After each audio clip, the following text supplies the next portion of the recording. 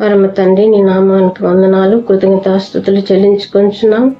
యేసుక్రీస్తు ద్వారా ఇచ్చినటువంటి జ్ఞానము, వాక్యంలోని జ్ఞానము నాయన సమయంలో నాయన మాకు అందరికి అర్థమవలాగా నీ కృప దయచేయండి. మాట్లాడవచ్చు నాకు కృపతో బలపరిచి నడిపించే సొంత మాటలు, సొంత జ్ఞానం ఏది రాకుండా ఆత్మాన్నించే మాటలే నోటికి వచ్చినట్లు జ్ఞానం నాకు నువ్వు వినుచున్న ప్రతి ఒక్కరికి పని చేయనట్లుగా నీ కృపను సహాయం చేయమని, జ్ఞానంలోని మీరు ఏదైతే చెప్పారో వాక్యాన్ని సరిగ్గా అర్థం అవునట్లుగా నీ కృప చూపించమని క్రీస్తు నామములో అడిగి వేడుకుంటున్నాను తండ్రి, ఆమేన్. ఇక్కడ ఈ వాక్యంలో మరి ఒక వాక్యాన్ని మనము అనేక సంవత్సరాల నుంచి, అనేక దినాల నుంచి మనము చదువుకుంటున్నాం. అనేక మంది మనకు తెలుసు. ఇక్కడ మార్తా మరియల ఒక సన్నివేశం బైబిల్ గ్రంథంలో అనేక దినం నుంచి మనం చూస్తూనే ఉన్నాం.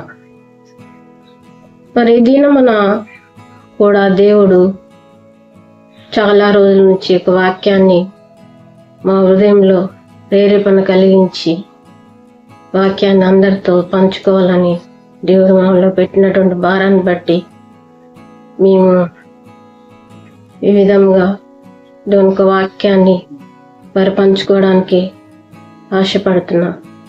ఇక్కడ చూస్తే అక్కడ ప్రభువారు ఉన్న అటువంటి దినాలలో మరి జరిగిన సన్నివేశం, గురువైన క్రీస్తు ఉన్నటువంటి దినాల్లో జరిగిన సన్నివేశం.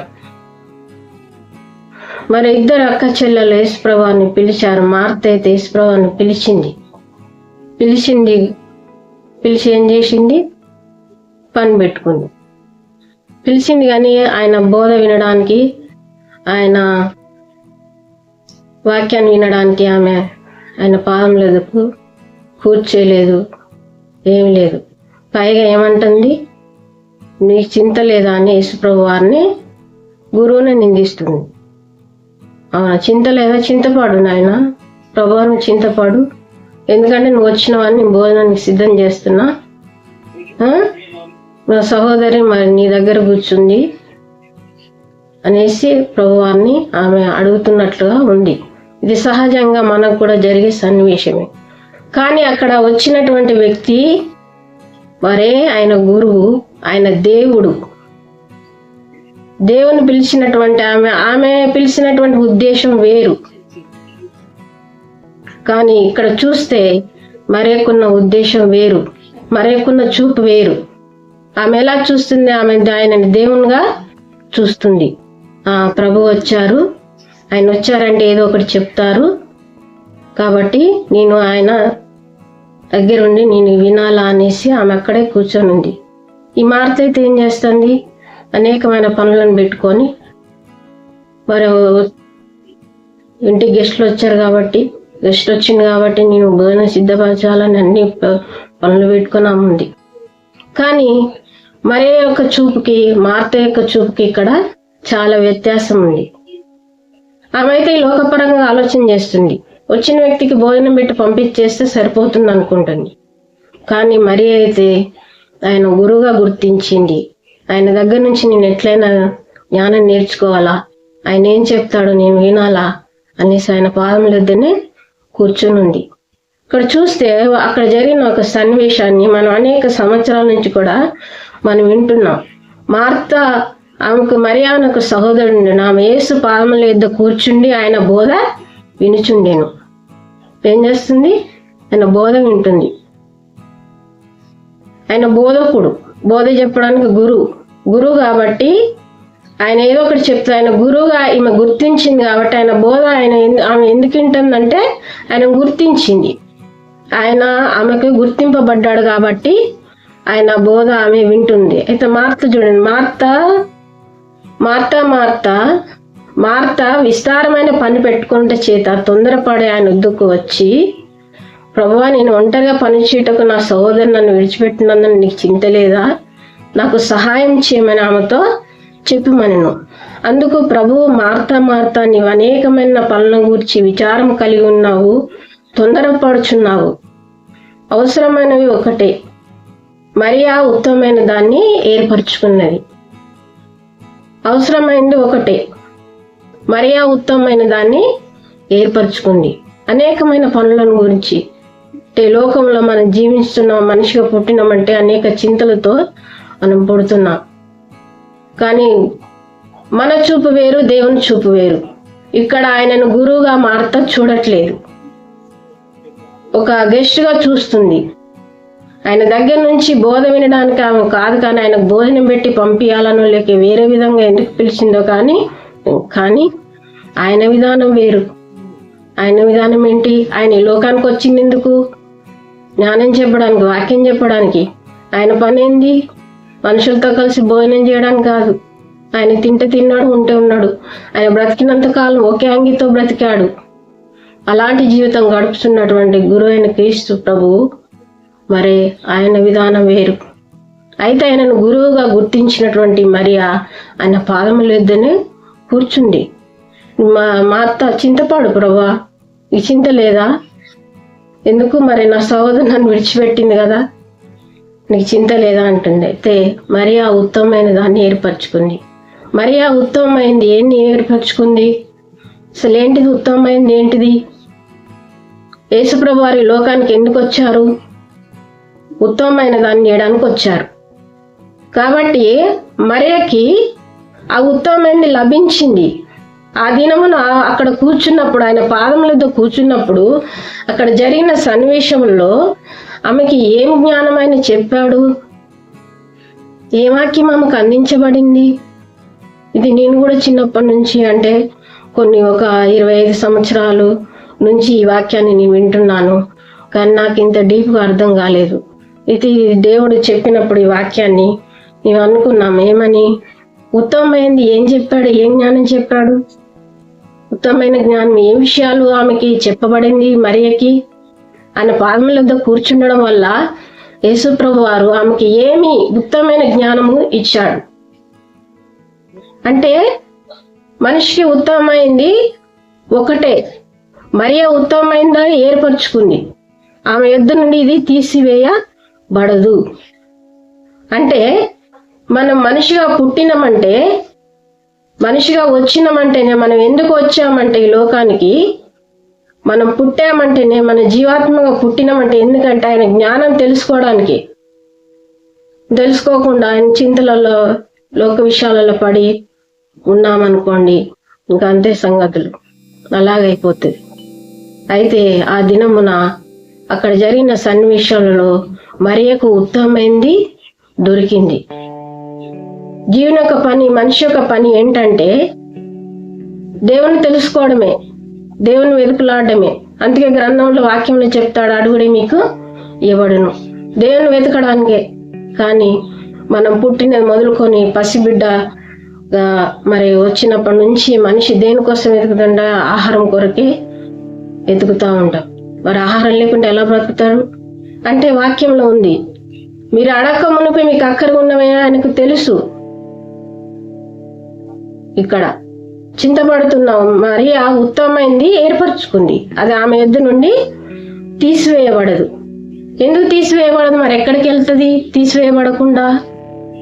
అంటే ఆమె ఆ రోజు నేర్చుకున్న జ్ఞానం ఆమె యొద్ద నుండి తీసివేయబడదట.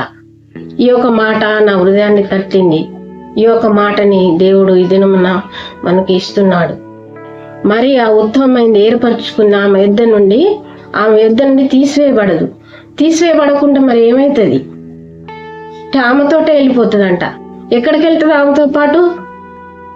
అంటే ఆమె అమెరికా వెళ్ళినా ఆమెతోనే వెళ్తుంది, ఆమె విజయవాడ వెళ్ళినా ఆమెతోనే వెళ్తుంది, ఆమె ఆఫ్రికా వెళ్ళినా ఆమెతోనే వెళ్తుంది.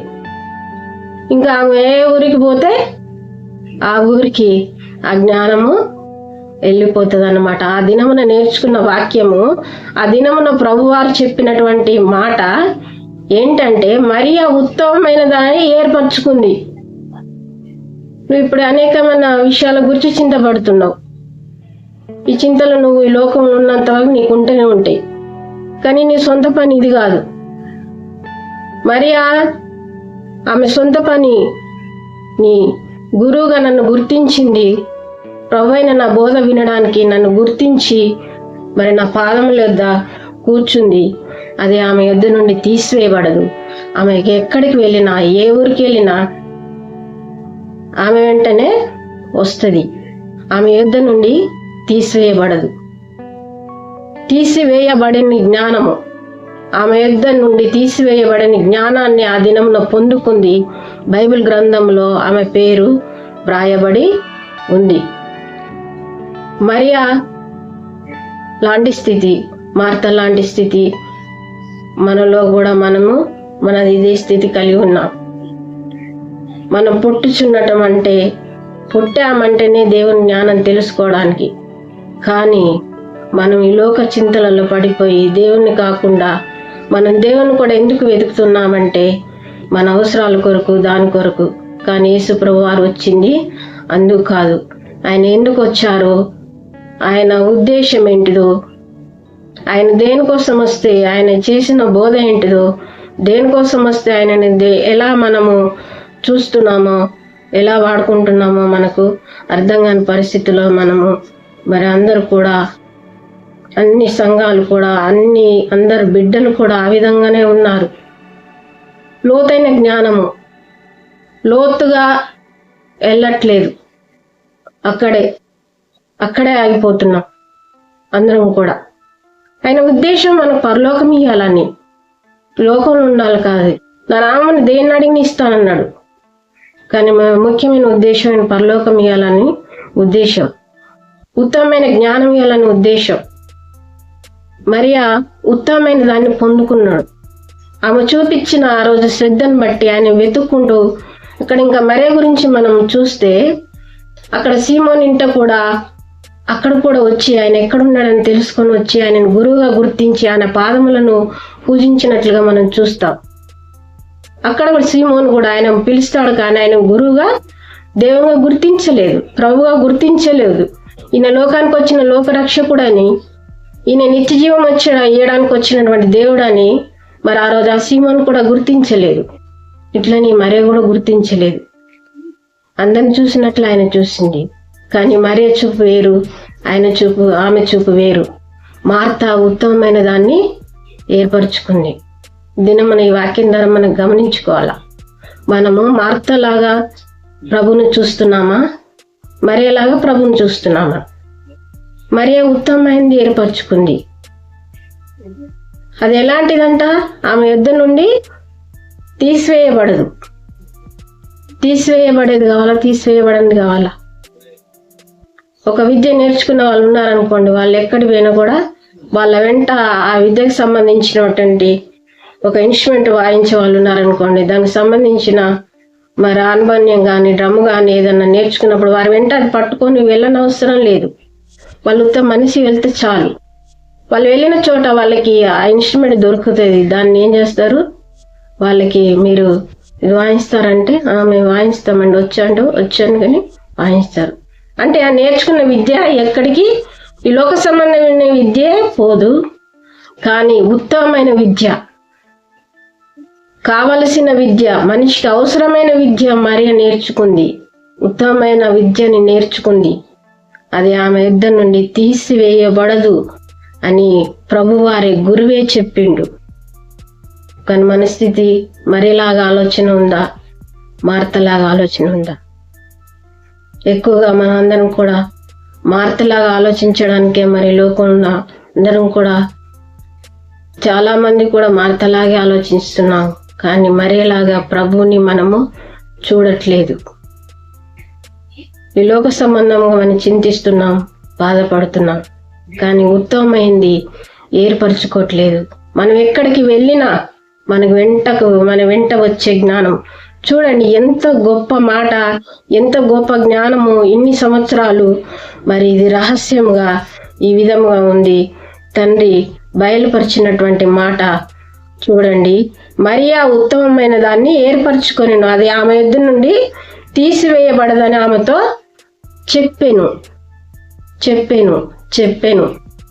ఎవరు చెప్పాను? గురువు చెప్పాను. ఎవరైతే చెప్పాలో ఆయన చెప్పాడు. ఎవరి దగ్గర అయితే పడాలో ఆయన దగ్గర పడింది. ఎవరి పాదాలైతే అవసరమో ఆయన యొక్క పాదాలు ఆమెకు దొరికినాయి మరియకి. నేను మార్తకి ఆ విషయం ఆయనైతే ఆహ్వానించింది, కానీ అది పొందుకోలేకపోయింది. మరియా ఉత్తమమైంది ఏర్పరచుకుంది. చూడండి, వాక్యం నుంచి కొన్ని విషయాలు 2-3 చూసుకుందాం. దేవుని యొక్క వాక్యంలో, బైబిల్ గ్రంథంలో ఎక్కడ ఎవరు ఏ ఇల్లును కట్టుకున్నారో, మరి దేవునామంలో ఏమి జరిగిందో మనం గమనించుకోవట్లే. వాక్యంలో చూస్తే పేతురు రాసినటువంటి మొదటి పత్రిక 1వ అధ్యాయము 23వ వచనంలో ఒక మాటని పౌలు గారు జ్ఞాపకం చేస్తారు. జ్ఞానాన్ని, వాక్యాన్ని వాళ్ళకి, ఆ సంఘానికి గుర్తు చేసినటువంటి మాటని మనము ఈ సమయంలో చూసుకుందాం. కొన్ని విషయంలో ప్రభు చెప్పినటువంటి మాటలలో ఆయన జ్ఞానంలోని సారాంశాన్ని ఆయన గుర్తు చేసినట్లుగా ఇక్కడ వ్రాయబడింది. చూడండి, 1 పేతురు పత్రిక 1వ అధ్యాయము 23వ వచనం.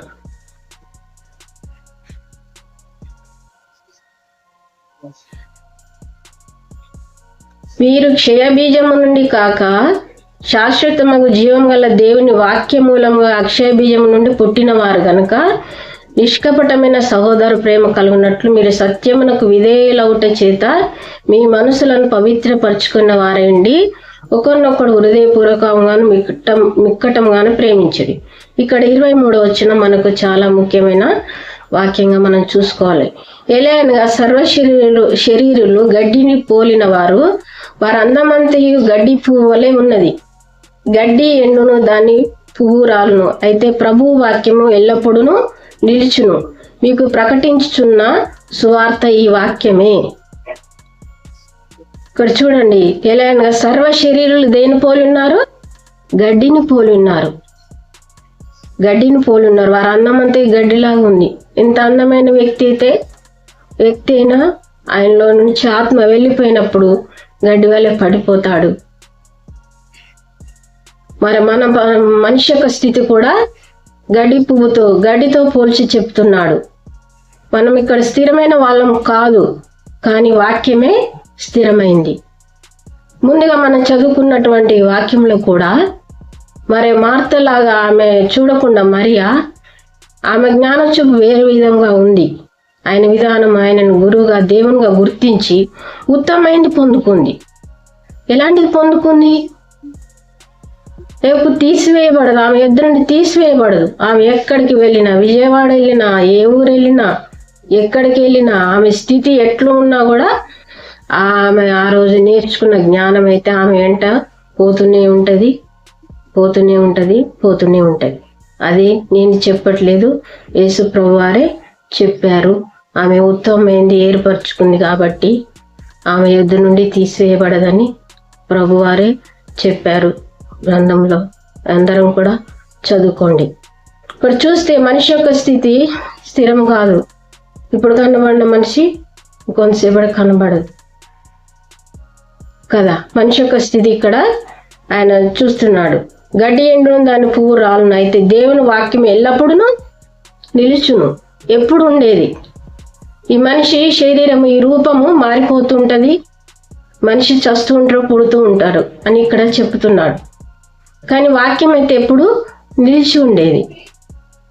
అదే ఆమె పొందుకుంది. మరియా ఉత్తమమైనది పొందుకుంది. ఆమె ఎక్కడికి వెళ్ళినా, ఆమె శరీరం ఎలా మారిపోయినా, ఆమె స్థితి ఎలా అనుకున్నా, ఆమె ఆ దినమున నేర్చుకున్న వాక్యము, ఆయన పాదముల ఆయన చెప్పినటువంటి జ్ఞానం ఎప్పుడు ఆమె వెంట పోయే జ్ఞానాన్ని నేర్చుకుంది. ఎందుకంటే ఈ శరీరము స్థిరమైంది కాదని ఇక్కడ గ్రంథంలో చెప్తున్నాడు. సర్వ శరీరులు గడ్డిని పోలిన వారు, వారి అందమంతా గడ్డి వలె ఉన్నది. గడ్డి ఎండును, దాని పువ్వు రాలును, అయితే ప్రభు వాక్యం ఎల్లప్పుడూ నిలుచును. మీకు ప్రకటింపబడిన సువార్త ఈ వాక్యమే. చూడండి, వాళ్ళకి ఇంత శ్రేష్టమైన వాక్యాన్ని కూడా పౌలు గారు బోధించినట్లుగా మనకి ఇక్కడ వాక్యంలో అర్థమవుతుంది. ప్రకటించిన వాక్యమే. మనిషి మరి నేర్చుకున్నటువంటి జ్ఞానము, ప్రభు ఇచ్చినటువంటి బోధ, ఆయన బోధించిన వాక్యం ఆ మనిషి వెంట వెళ్తుంది. కానీ చనిపోయిన ఏ వ్యక్తి కూడా తన వెంట తాను ఏమీ తీసుకుపోలేడని సంగతి మనందరికీ తెలిసిందే. అయితే సమయంలో మార్తని మరియని మనం జ్ఞాపకం చేసుకుంటే మన స్థితి మార్త వలె ఉందా మరియ వలె ఉందా అని చూసుకుంటే మరియ వలె మనము మారిపోవాలి. ఇంకా ఎన్ని సంవత్సరాలైనా ఇంకా మార్త వలెనే ఉండకుండా మరియ వలె ఉత్తమమైన దాన్ని, మామూలుది కాదు, ఉత్తమమైంది, అవసరమైంది పొందుకుంది. ఇంకా అది ఇది కాదు, కొంచెం బాగా కాగానే ఇంక వెళ్ళిపోయి ఇష్టమైన పని చేసుకొని ఉండడం కాదు. తీసివేయబడని జ్ఞానం ఆమెతో ఉత్తమమైన దాన్ని ఆ దినము ఆమె తీసుకొని వెళ్ళినట్లుగా ఇంకా వాక్యంలో ఉంది. చూడండి, ఇంకొక వాక్యాన్ని కూడా మనం చదువుకున్నాం.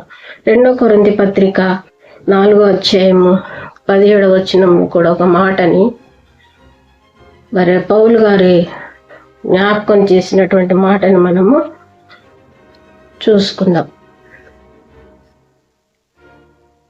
2 కొరింథీ పత్రిక 4వ అధ్యాయము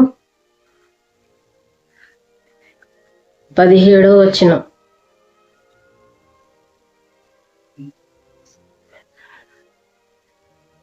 రెండవ కొరింథీ పత్రిక 4వ అధ్యాయము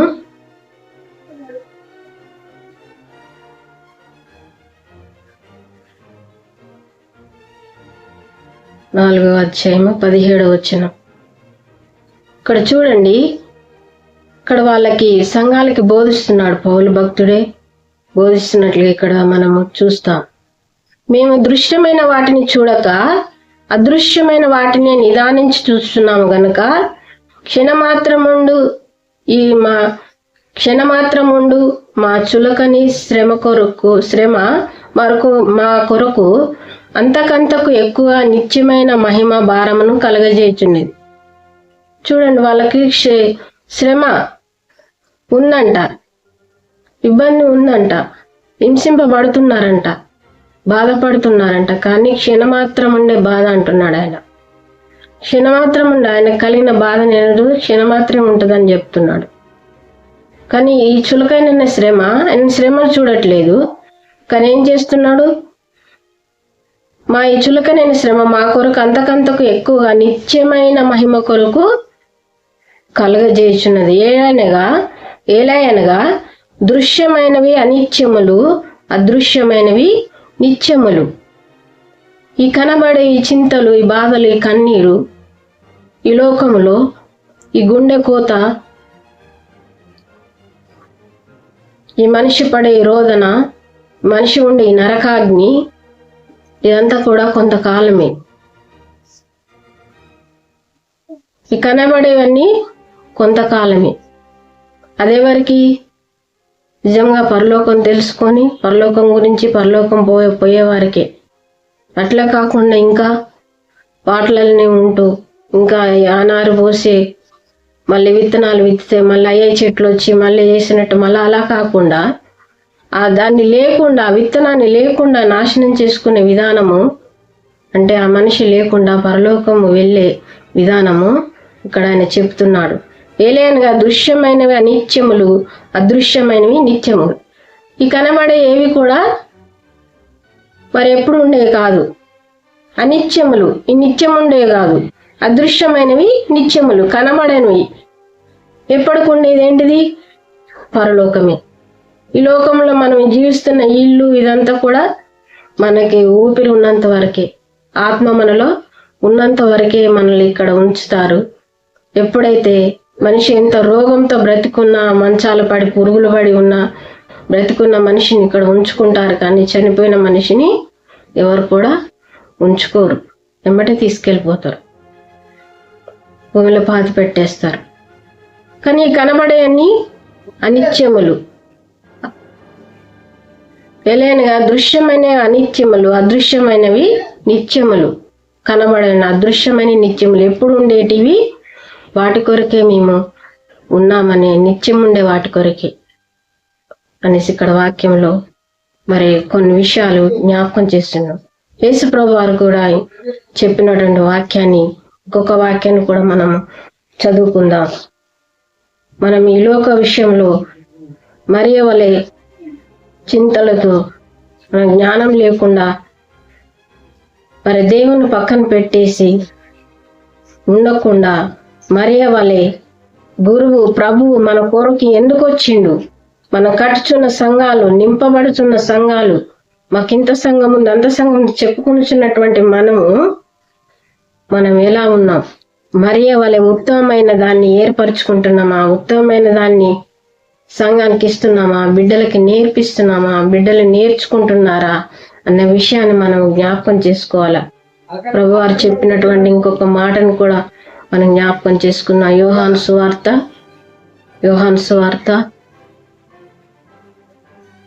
బైబిల్ గ్రంథంలో నుంచి ముఖ్యమైన వాక్యాలు, ప్రభు వచ్చిన ఉద్దేశము, గురువు వచ్చిన ఉద్దేశము, ఆయన చెప్పిన ఉద్దేశము ఇక్కడ మనకు కనబడుతుంది. చూడండి, యోహాను సువార్త 6వ అధ్యాయము 27వ వచనములో మనం చూస్తే, క్షయమైన ఆహారం కొరకు కష్టపడకుడి గాని నిత్య జీవము కలగజేయు అక్షయమైన ఆహారము కొరకే కష్టపడుడి. మనుష్య కుమారుడు దాన్ని మీకు ఇచ్చును, అందుకై తండ్రి అయిన దేవుడు ఆయనకు ముద్ర వేస్తున్నాడు. యేసుప్రభు వారు ఎందుకు వచ్చారు? మాకు ఇల్లు లేదండి, ఇల్లు వచ్చింది. మా బావిలో నీళ్లు లేవండి, ప్రార్థన చేసిన బావిలో నీళ్లు పడ్డాయి. ఇవన్నీ జరిగిపోయినాయి. ఆ స్థితిలో నుంచి మనము అవన్నీ జరిగినాయి. దేవుడు మనకు అవన్నీ చేశాడు, మన కార్యాలు అవన్నీ జరిగినాయి. కానీ మన స్థితి మారాల. ఇంకా మరియలాగానే మనం ఆయనని ఆహ్వానించి ఇంకా ఆయన చెప్పిన లోతైన జ్ఞానాన్ని మనం తెలుసుకోకుండా మనం ఇంకా అక్కడే ఉండకూడదు. క్షయమైన ఆహారం కొరకు కష్టపడకూడదు కానీ నిత్య జీవము కలగజేయు అక్షయమైన ఆహారం కొరకే కష్టపడుడి. మనుష్య కుమారుడు దాన్ని మీకు ఇచ్చును, అందుకై తండ్రి అని దేవుడు ఆయనకు ముద్ర వేసి ఉన్నాడని చెప్పాను. ముద్ర వేసి అంత సరుకంతా రెడీ చేసి దానికి ముద్ర వేసి పంపించేసిండు ఆయనని ఈ లోకానికి. పంపించేయడం అంటే ఆయన ఈ లోకానికి అలా వచ్చాడు. ప్రభు ఒక మనిషిగా తండ్రి ఆయనకు ముద్ర వేసి పంపించిండు. దేనికి పంపించిండు? క్షయమైన ఆహారం కొరకు కష్టపడకుడి కానీ నిత్య జీవము కలగజేయు అక్షయమైన ఆహారం కొరకే కష్టపడుడి. మనుష్య కుమారుడు దాన్ని మీకు ఇచ్చును, అందుకై తండ్రి అయిన దేవుడు ఆయనకు ముద్ర వేసి ఉన్నాడని చెప్పాను. క్షయమైపోయేది అంటే నాశనం అయిపోయేది. ఇక్కడ ఈ లోకం లేదు, స్థిరమైంది కాదు. నీకు ఆస్తి బాగుంది, ఇది స్థిరమైంది కాదు. ఒకవేళ ఉండొచ్చు, అది అభివృద్ధి అవ్వచ్చు, లేకుంటే మధ్యలోనే పోవచ్చు. ఈ శరీరం ఉంది, ఈ రీనే మన నిలబడ్డది, లేకుంటే రేపు ఉండికి పోవచ్చు. కానీ దేవుడు ఇచ్చే అక్షయమైన ఆహారం ఎప్పుడు ఉండే ఆహారము, ఎప్పుడు నువ్వు ఎక్కడికి వెళ్ళినా నీ వెంట వచ్చే ఆహారము. క్షయమైన ఆహారం నీతో రాదు. నువ్వెంత మంచి ఇల్లు కట్టుకున్నా నువ్వు ఊరెళ్ళేటప్పుడు ఇల్లు నీ వెంట తీసుకెళ్ళగలవా? నీ ఇంట్లో ఉన్న ఫర్నిచర్ నీ వెంట తీసుకెళ్ళగలవా? నువ్వు మోసుకొని వెళ్ళగలుగుతావా? ఒక ఊరు నుంచి ఒక ఊరికే తీసుకెళ్ళలేవు. తర్వాత ఎక్కడికి నువ్వు ఏ ఊరికి వెళ్తే ఏడికి తీసుకెళ్ళగలుగుతావు అని నేను చెప్పట్లే. ప్రభువే, గురువే, దేవుడే చెప్పిన మాటలను మనం జ్ఞాపకం చేసుకున్నాం, చదువుకున్నాం. ముఖ్యమైన వాక్యాలు. అని వచ్చిన ఉద్దేశం ఇదండి. మన స్థితి వాక్యంలో మారాలి, మన స్థితి ఎదగాలి. ఇంకా బావిలో నీళ్ళు పడలేదు, బావిలో నీళ్ళు పడే ప్రార్థన చేస్తే ఈ స్థితిలోనే ఇంకా ఉంచి అందరూ ఆ స్థితిలోనే ఉండకూడదు. శరీరం ఎలాంటిదంట? గడ్డి వలె ఉందని చెప్పాడు అక్కడ జ్ఞాని అనే భక్తుడు ద్వారా ప్రభు రాపించినటువంటి మాటను కూడా మనం చూసాం. అందమంతా గడ్డి వలె ఉంది. ఎంతో అందమైన వ్యక్తి, చాలా బాగుండేవాడు, ఎంతో హుషారుగా ఉండేవాడు. లేడు, కనబడట్లేడు, లేడు. చాలా అందంగా ఉండేవాడు, కనబడుతున్నా లేడు. గడ్డి పువ్వు అని చెప్పిందిగా వాక్యంలో. అందరి స్థితి కూడా అలాంటిది. ఈ గడ్డి ఎప్పుడు కోస్తే కథ అప్పుడు కింద పడిపోతే ఆ గడ్డి అయినా పనికి వస్తుంది, కానీ మనం దేనికి పనికిరా. గడ్డి అయినా ఎండిన తర్వాత గేదెలు తింటాయి, కానీ మన శరీరము లోకంలో ఎంత అందంగా అలంకరించుకుని ఎంత మంచి బట్టలతో ఎంత మన స్థితిని గొప్పగా చూపించుకున్నప్పటికి కూడా మనము శరీరాన్ని మనకి ఉంచరు. కానీ ఎక్కడికి వెళ్ళినా మనతో వచ్చేటటువంటి ఆహారాన్ని యేసుప్రభు వారు మనకి ఇవ్వడానికి వచ్చారు. అలాంటి ఆహారమే మనకి ఇచ్చారు, అలాంటి వాక్యమే ఇచ్చారు ప్రభు. ఆ వాక్యాలు ఇంకా చదువుకుందాం. ఇంతకాలము ఇంకా మనము ఇల్లు లేకపోతే ఇల్లు వచ్చింది, అది లేకపోతే అది వచ్చింది, ఇది లేకపోతే ఇది వచ్చింది ప్రార్థన చేసినప్పుడు ఇంకా ఈ స్థితిలో నుంచి బయటికి వెళ్ళి మన స్థాయిని పెంచుకుందాం. పాటలో ఉంది కదా, పాదాల కొలత సరిపోదయ్యా, మోకాళ్ళ లోతు సరికాదయ్యా, ఈతల మునిగి తేలాలయ్యా, తేలి తేలి ఆడాలయ్యా. అంటే మన తరగతిని, మన 1వ తరగతిలో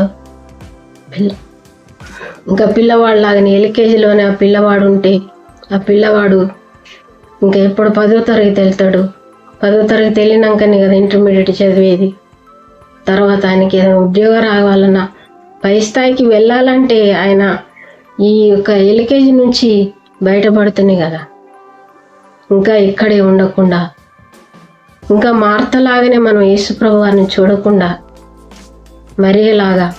మరే కంటే ఇంకా అధికమైంది, ఆ దినమును ఎంతో ఉత్తమమైంది పొందుకున్నాడని ఆమెకు బిరుదు బైబిల్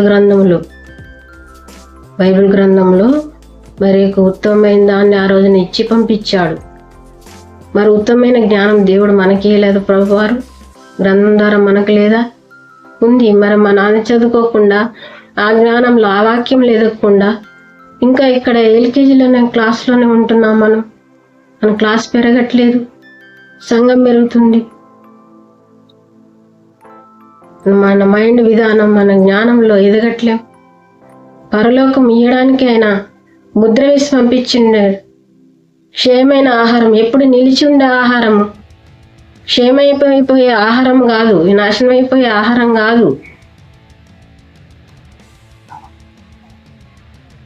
అక్షయమైన ఆహారము. మనిషితో పాటు ఎక్కడికి వెళ్తే అక్కడికి వచ్చే ఆహారాన్ని యేసుప్రభు వారు ఇచ్చారు.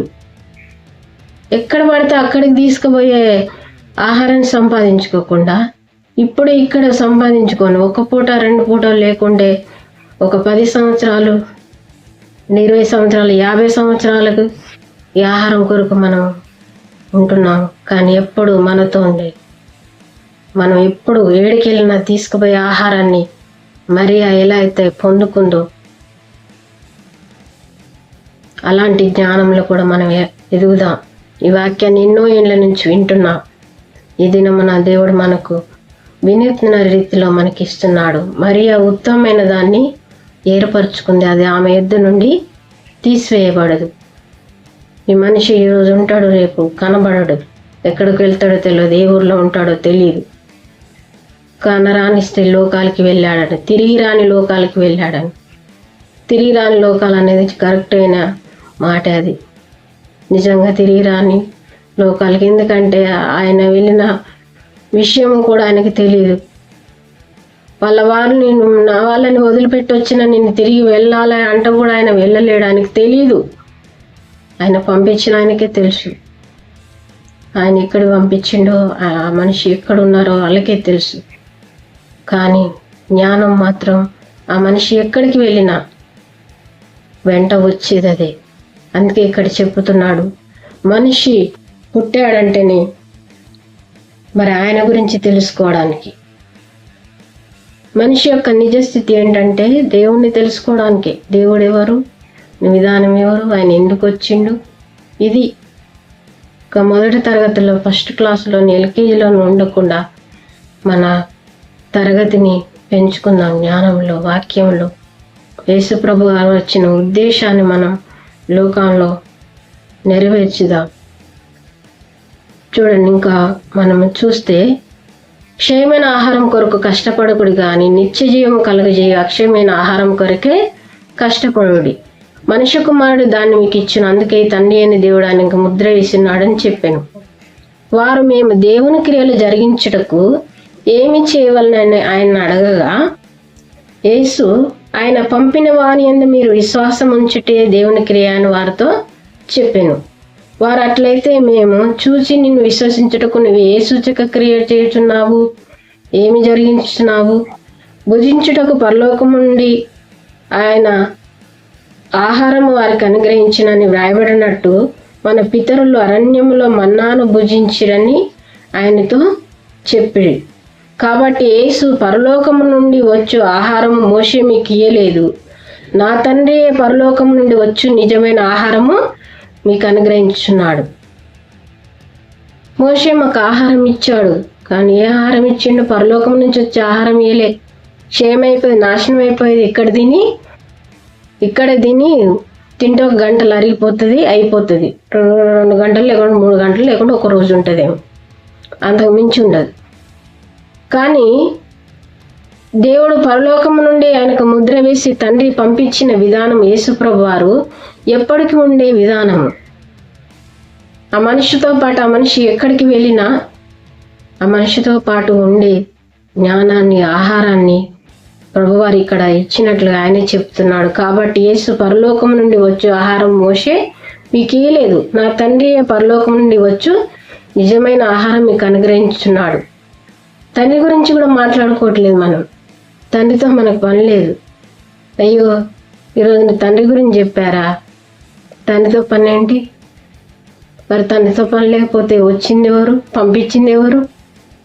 ఈ విషయాలను చెప్పి రమ్మన్నది ఎవరు? మీరు పరలోకం చేరాలి, ఈ లోకంలో భూలోకంలో ఉండొద్దు, మీరు నరకానికి పోవద్దు, నరకాగ్నిలో ఉండొద్దు, మీరు నరకంలో పడుతున్నారు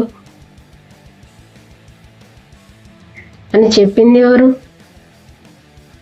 యోహాను సువార్తలో ఆయన, నేను నా తండ్రి దగ్గర నుండి విన్న విషయాలు మీకు బోధిస్తున్నాను, నేను తండ్రి యందును తండ్రి నా యందు ఉన్నామనియు అని చెప్పారు. ఎన్ని మర్చిపో, తండ్రి గురించి వద్దు. తండ్రి ముఖ్యమైన వాడు. లోకాన్నంతా సృష్టించిన సృష్టికర్తని, గురువును కూడా సృష్టించి, గురువును, ప్రభువుని మనిషి రూపంలో పంపించి ఆ మరియ గర్భంలోకి వేసి ఆయనని లోకానికి పంపించింది ఆ తండ్రియే. పరిశుద్ధాత్మ వలన కలుగును. పరిశుద్ధాత్మ ఎవరు? ఆ తండ్రియే. ఆ పరిశుద్ధాత్మని ఆయనను పంపించాడు. అలాంటి పరిశుద్ధాత్మ. తండ్రి గురించి వద్దు.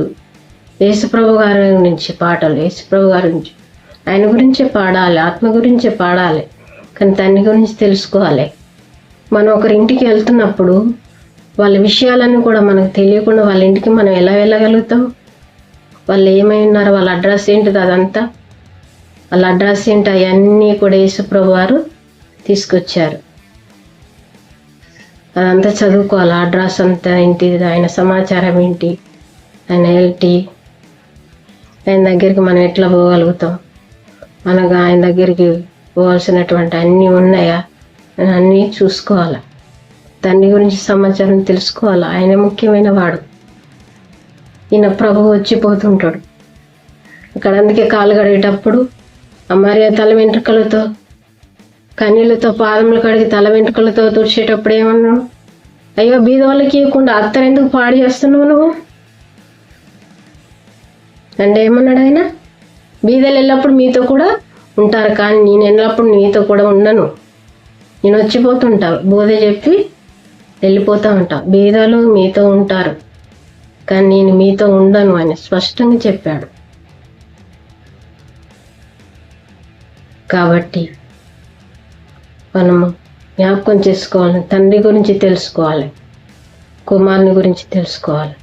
కుమారుని గురించి ఎక్కువ తెలుసుకుంటున్నాం. కుమారుడు అన్నీ ఎట్లా బోధించండు ఇక్కడ మనం ముందు వాక్యంలో మనం చదువుకున్నాం. చూడండి,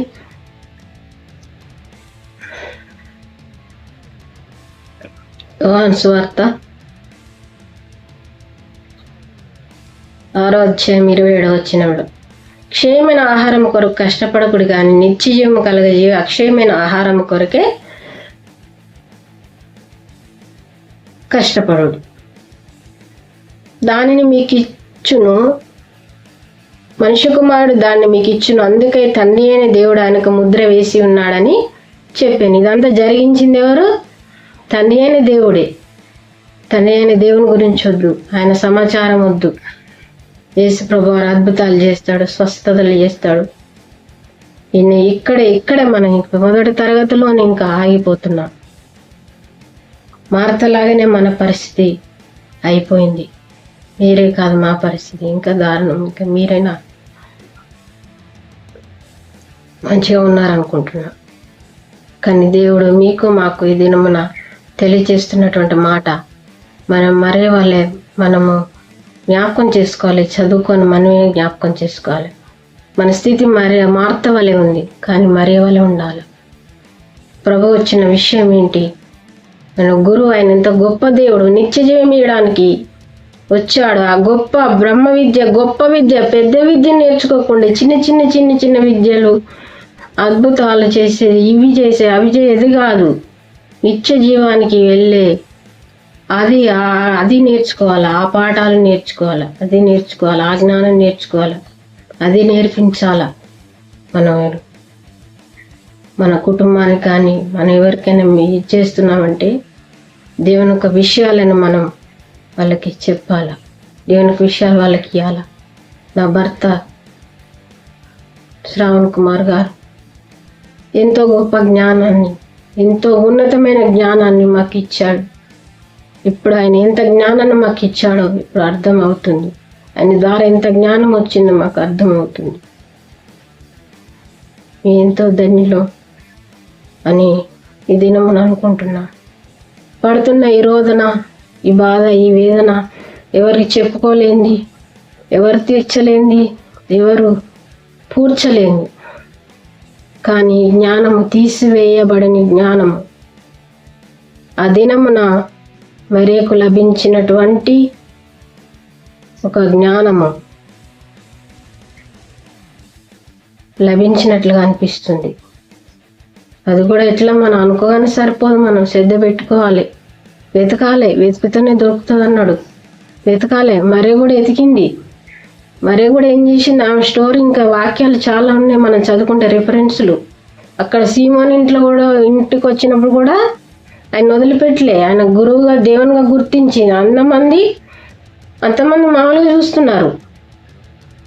కానీ ఎవరు కూడా ఆయన అక్కడ అంటాడు, నేను ఇంటికి వచ్చినప్పుడు నా కాళ్ళకు నీళ్ళు వేయలేదు, కానీ మరి అయితే వచ్చినప్పటి నుంచి నా పాదాలని ముద్దు పెట్టుకుంటుంది, తల వెంట్రుకలు తుడుస్తుంది, కన్నీళ్ళతో నా పాదాలు కలిగింది, తల వెంట్రుకలతో తుడిచింది అనేసి ఆయనే ఆమెను గురించి సాక్ష్యం ఇస్తాడు.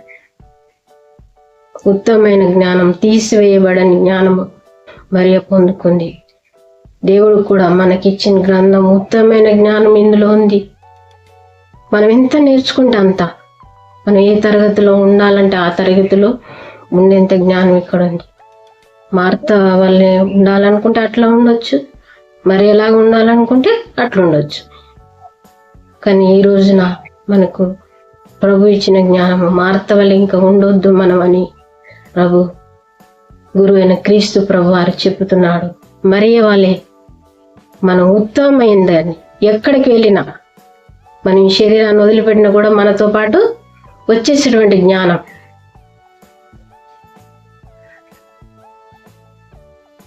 గడ్డి ఎండును, దాని పువ్వు రాలును. గడ్డి లాంటి వాళ్ళం, గడ్డి పువ్వు లాంటి వాళ్ళం, పడిపోయే వాళ్ళం. కానీ అలాంటి వాళ్ళకు ఉత్తమమైనది ఏంటిది? వాక్యం.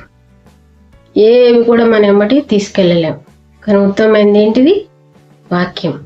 మనం ఎక్కడికి వెళ్ళే మనతో పాటు వచ్చేది వాక్యం. యేసు ప్రభువారు మరి తీసుకుని ఉత్తమమైనది తీసుకున్నాడు అని ఆయన నోటి నుంచి మార్తకి చెప్పాడు. ఈ దినమున మనం కూడా చెప్తున్నాడు, ఉత్తమమైన దాన్ని మనం తీసుకోవాలి. ఆయన పాదములతో ఉంటున్నాము, ఎలాంటి జ్ఞానం తీసుకుంటున్నాం, ఆయన ఎలా చూస్తున్నాం. మార్త అయితే గెస్ట్ గా చూసింది, మరి అయితే దేవునిగా చూసింది, పాదములు పూజించింది, జ్ఞాపకం చేసుకున్నా, లోతుగా ఈ వాక్యాన్ని ధ్యానించుకున్నా. మన తరగతి మొదట్లోనే ఉండకుండా మన స్థాయిని పెంచుకుందాం జ్ఞానంలో, వాక్యంలో. దేవుడు నేనే పెరగాలని దేవుడు నాకే ఇచ్చాడు, నాతో పాటు కూడా మీకు ఇచ్చాడు. జ్ఞాపకం చేసుకోండి. దేవుడి యొక్క వాక్యాన్ని దీవించుగాక.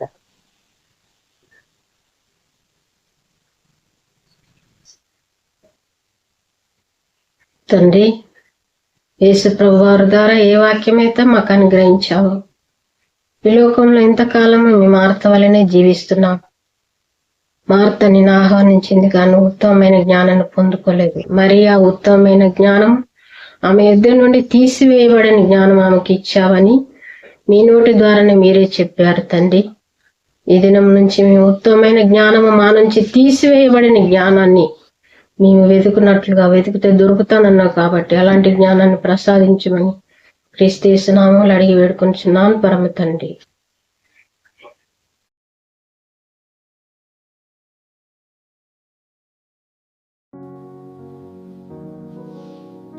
God bless you. Art bless you abundantly. Amen.